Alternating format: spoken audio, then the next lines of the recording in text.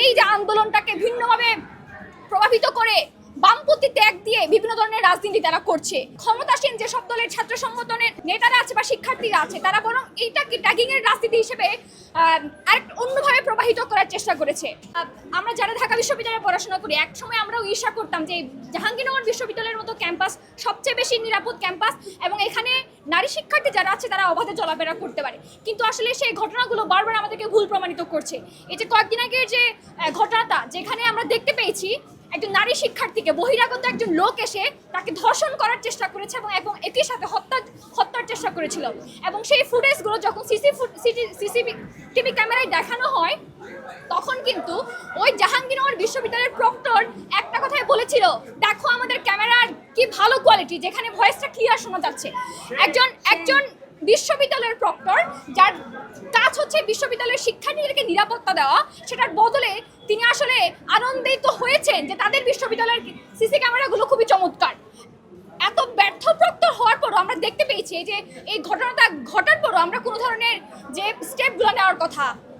যে ধরনের বিচার নেওয়ার কথা, অপরাধীকে ধরার কথা, সেগুলো কিন্তু আমরা দেখতে পাচ্ছি না। বরং ক্ষমতাসীন যেসব দলের ছাত্র সংগঠনের যেসব নেতারা আছে বা শিক্ষার্থীরা আছে তারা বরং এইটাকে ট্যাগিং এর রাজনীতি হিসেবে আরেক অন্যভাবে প্রবাহিত করার চেষ্টা করেছে। মানুষ এই বাংলাদেশে আমরা সবসময় দেখতে পেয়েছি যারা ক্ষমতায় থাকে তাদের একরকম কথা, কিন্তু যারা ক্ষমতায় যায় তাদের কথাগুলো তখন কিন্তু বিপরীত হয়ে যায়। আমরা দেখেছি যে ঢাকা বিশ্ববিদ্যালয়ের মতো ক্যাম্পাসে ছাত্র দলের একজন নেতা সাম্য যখন খুন হয়েছিল তখন কিন্তু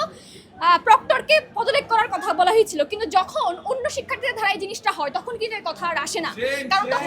তখন এই ক্ষমতাসীন দলের কথাবার্তার টোনটা কিন্তু চেঞ্জ হয়ে যায়। আমরা বারবারই বলে এসেছি বাংলাদেশের প্রত্যেকটা ক্যাম্পাস, প্রত্যেকটা বিশ্ববিদ্যালয়, প্রত্যেকটা শিক্ষা প্রতিষ্ঠান, প্রত্যেকটা কর্মসংস্থানের জায়গায়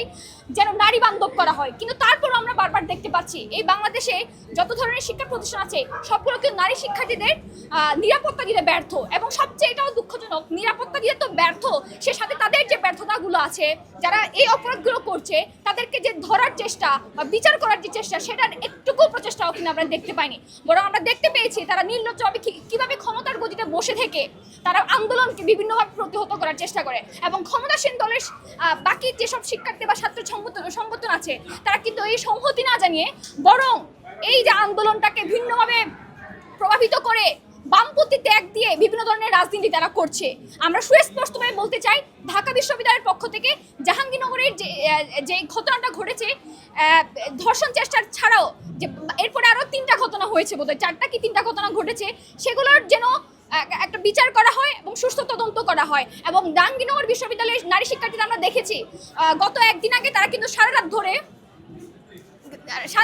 তারা কিন্তু আন্দোলন করেছে, এবং যেটা আসলে 3টায় তারা যে আলটিমেটাম ভোর 3টায় যে আলটিমেটাম শেষ হওয়ার কথা সেটা কিন্তু ভোর 5টায় গিয়েও প্রশাসনের পক্ষ থেকে কোনো ধরনের সুরাহা তারা এখনো পর্যন্ত করতে পারেনি। আমি হেমা চাকমা ব্যক্তিগতভাবে এবং ডাকসুর পক্ষ থেকে জাহাঙ্গীরনগর বিশ্ববিদ্যালয়ে যে ঘটনা ঘটেছে সেটার যে বিচার